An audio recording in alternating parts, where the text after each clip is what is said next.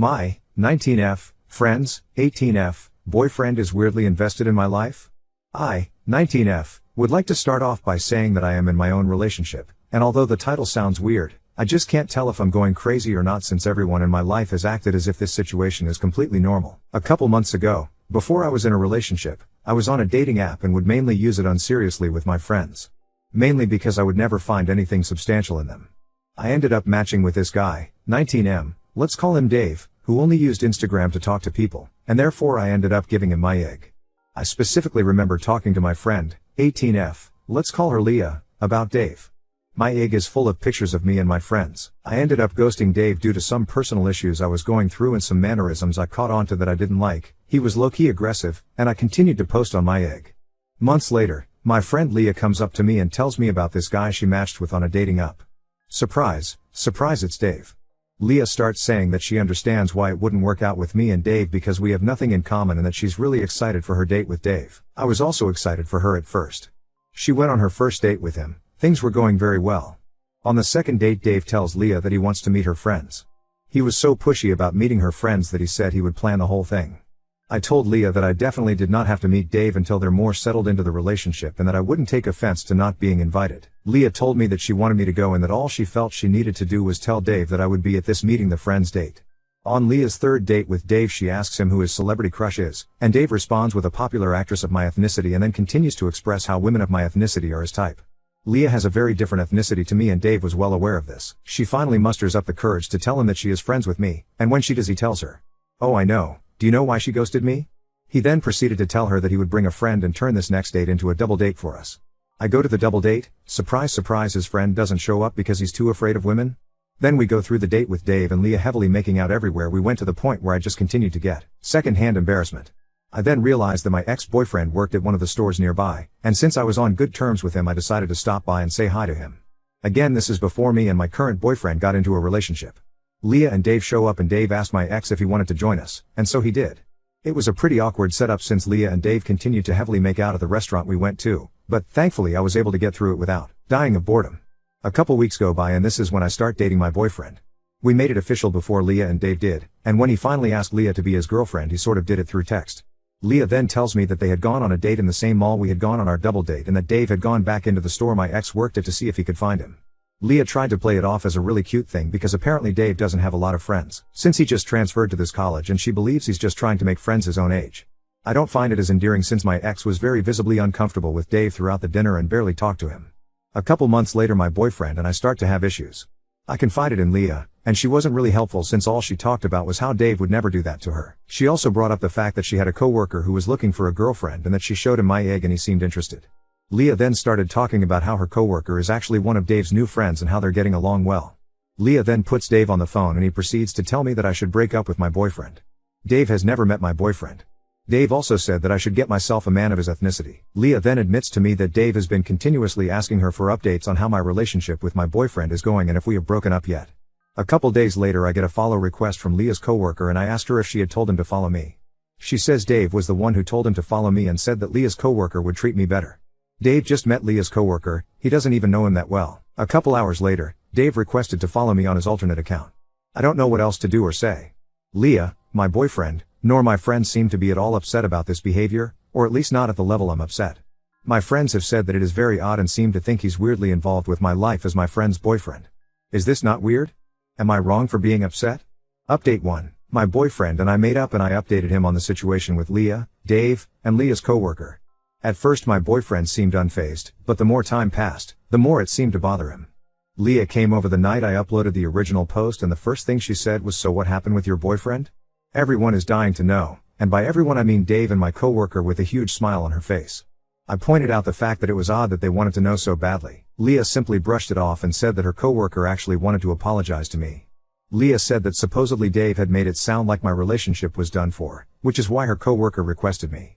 As for Dave, he just continues to ask Leah if I've broken up with him yet. Leah continued to express her disappointment with some comments Dave has started to make about her size. She specifically talked about how she had wanted to get some dessert but he had refused to get anything and then asked Leah, "Do you get desserts with your friends every time you go out with them?" And then Leah alluded to him fat shaming her friends, specifically me and one of her other friends. A day or so later, Leah calls me and tells me that Dave has once again asked her if I've broken up with my boyfriend yet. We continued talking and she says that unfortunately she doesn't think that we can go on that trip she's been wanting to go on with all four of us. Although I had already decided I wouldn't go anywhere if Dave were present, curiosity got the better of me and I asked what changed her mind. She said if Dave was in the same room as your boyfriend, I think he would, physically, fight him. She was being dead serious. My boyfriend and I got into a pretty run-in-the-mill argument. He didn't cheat or lie or steal or hit, it was a simple disagreement. Therefore I don't think getting physical with my boyfriend is at all warranted, especially considering the fact that this rage is coming from my friend's boyfriend who I originally turned down and barely know. The day after this phone call, my boyfriend brought Dave up and asked if he had done anything else. I informed him and he seemed genuinely concerned for Leah. He said that I should genuinely consider intervening as things have seemingly gotten worse. I made efforts to intervene when this relationship between Dave and Leah was fresh. However, Leah simply accused me of jealousy.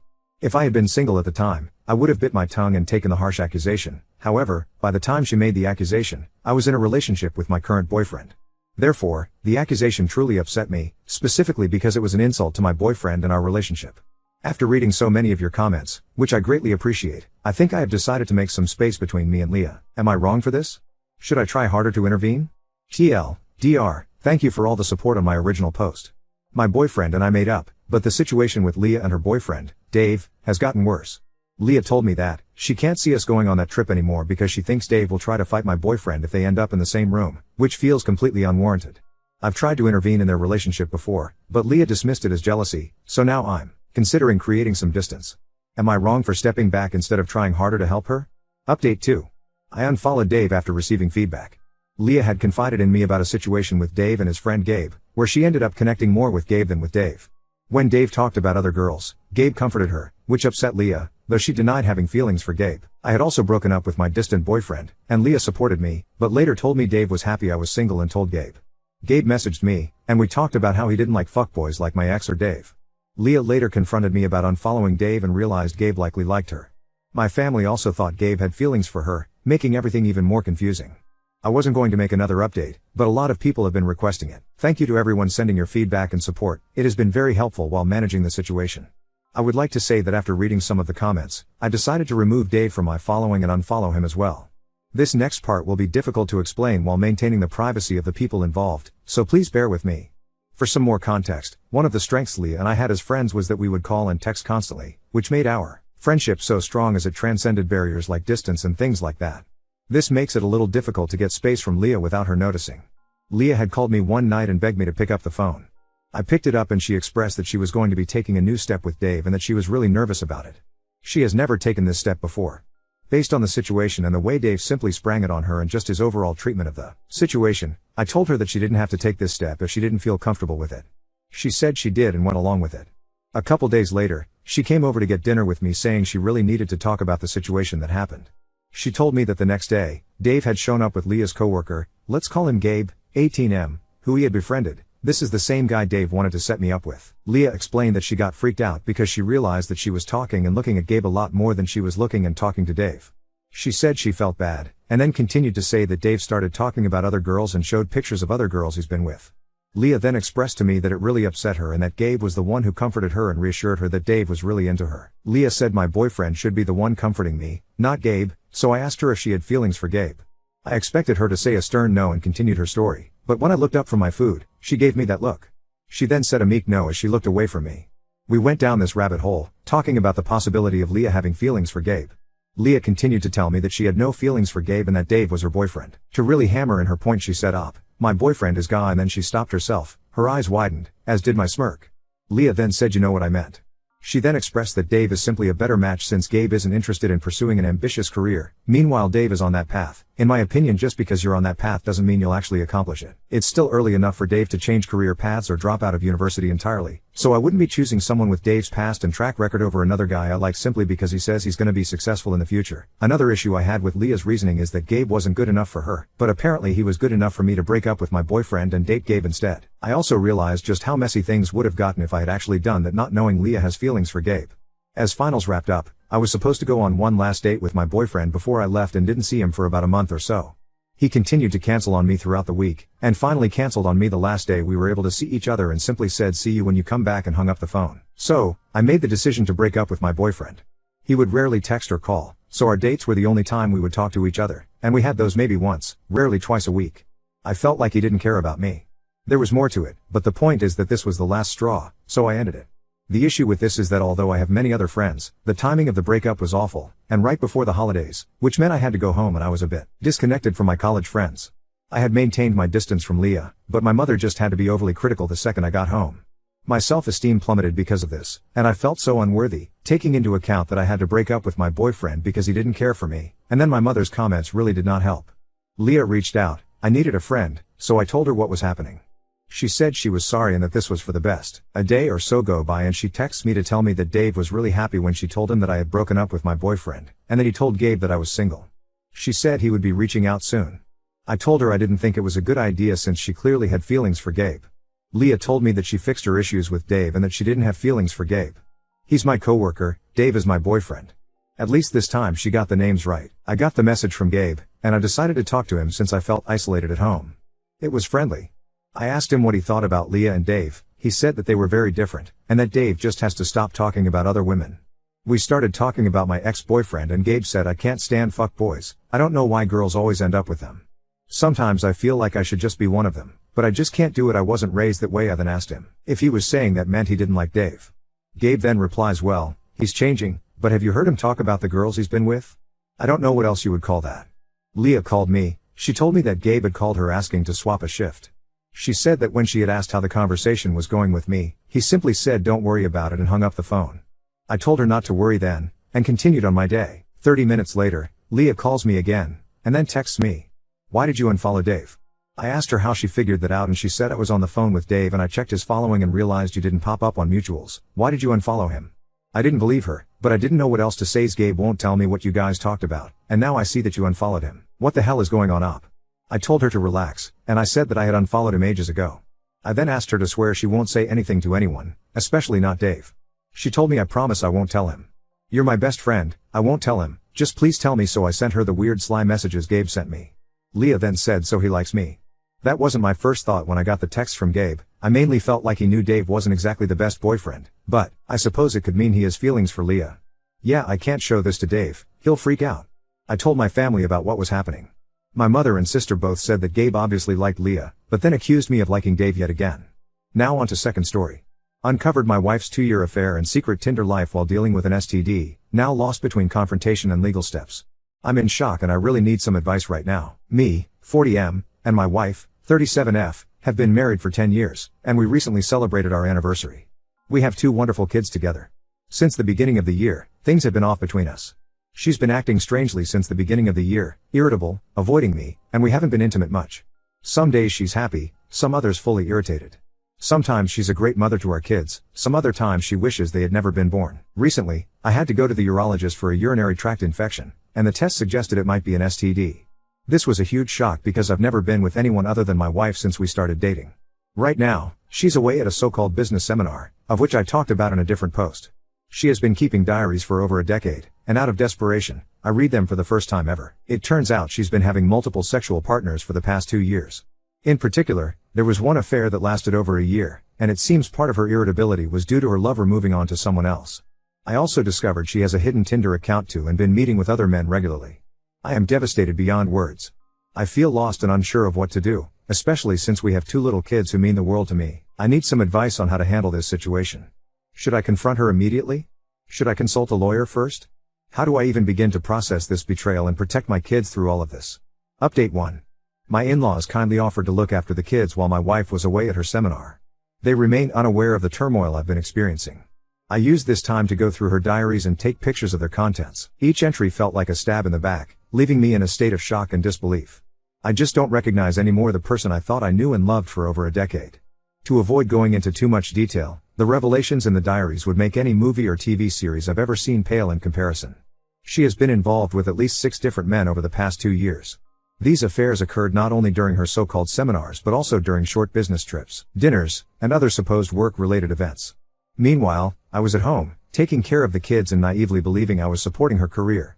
Some entries vividly describe how great these encounters were for her, all while expressing gratitude towards me for being a devoted husband and father, without a single trace of remorse.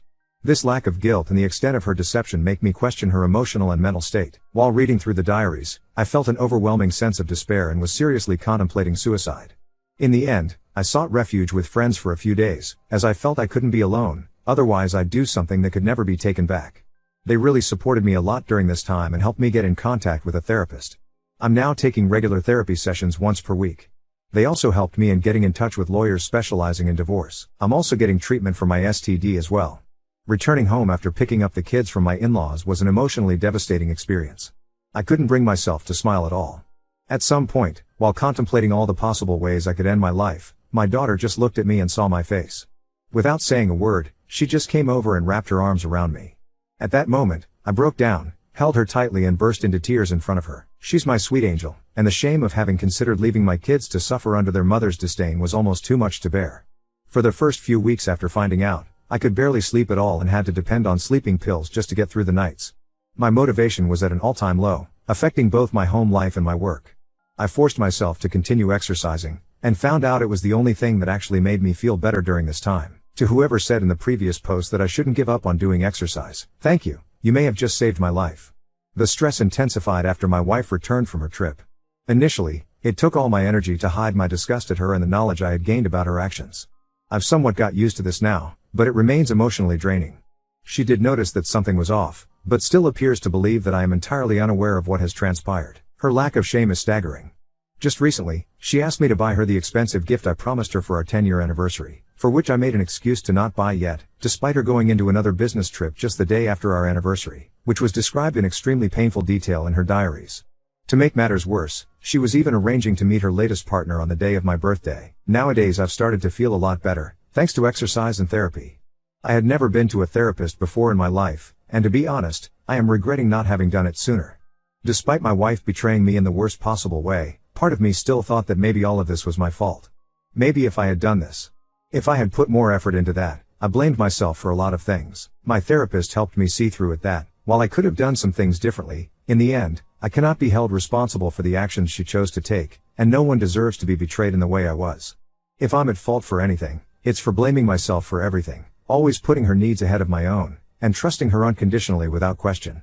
While it was extremely hard for me to balance work and looking after the kids alone every time she went on any of these trips, I always let her go after convincing myself that I was doing it for her, to support her business, to let her relieve stress from being at home, that this is what a supportive husband would do, and that if maybe I had a better job or made her happier, she wouldn't feel the need to escape from home. I'd be lying if I said I'm not depressed anymore, but I'm certainly doing much better these days. Nowadays, I feel more rage rather than sadness, and it is the rage that's keeping me going. My therapist advised me to channel this rage into the things I do, which has worked surprisingly well. I talked with 2 law firms about my situation, and was advised to collect more evidence, which I've been devoting myself to for the past few weeks. The things I've read in these diaries are so bizarre that I thought maybe she was just writing material for some sort of twisted novel, that is, until I found all the other stuff in her computer etc. Maybe I'm broken myself as well, but a part of me is actually enjoying this process of gathering all these tiny pieces of evidence and information, cross-referencing them with her diaries and finding everything I can about her and her lovers. Part of me wants to see her burn on social media by posting directly everything I've found out, since a big part of her business is centered around social media, but I'm refraining myself from doing so since this would also affect both me and the kids, as well as her parents, who have been nothing but kind to me since we got married. I'm also not sure if I should bring this to light to her parents as well, since this will probably devastate them. I'm planning on confronting her after talking further with the lawyers about how to make sure to gain custody of my kids. The country I live in has a rather unfair tendency of granting custody to the mother, even if she's unfit for it, setting the terms of the divorce and child support. In any case, thank you all for the advice. A few weeks ago I was in full despair, and had no idea what to do nor how to approach the situation. Nowadays, I feel that little by little I'm digging myself out of this hole I've been thrown into.